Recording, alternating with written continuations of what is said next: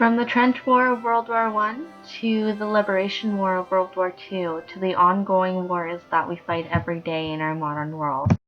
Remembrance Day is a day of the past to remember the men who threw their lives away for the future of mine. Remembrance Day is a big thing in my family because my grandfather was a captain in World War II and my dad was part of the army, but I called my mom because she has most of the insight on the family history, so I'm just going to see what she has to say. Trying to think of the proper name. Oh, the Queen's Own Rifles. And he quickly became captain, and he was one of the men that landed on D-Day. He was on Juno Beach. He landed on D-Day. And fought and was shot and was taken to England to recuperate on a minor league. He had been on a minor league baseball team before he got shot.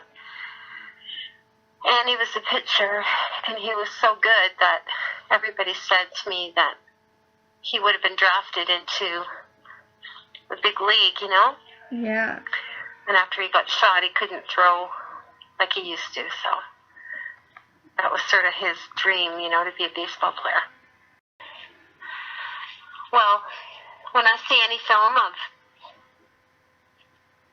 those guys landing and running out of a U-boat, and I think my dad was 22, and I think of my son and how young and terrified they must have been. And they did it for our country, so we'd be free. So I think that they're all very brave. The victims of war didn't come out just even dead. They came out crippled. They came out not being able to fulfill their dreams that they planned for before the war. A lot of people didn't come back quite sane. As my mom told me, a lot of my grandfather's friends were alcoholics to cope with the trauma that comes with after war.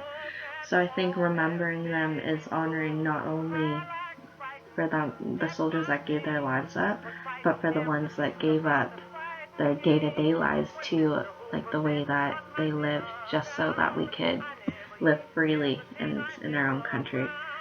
So Remembrance Day is a time to really honor the sacrifices other people made for us.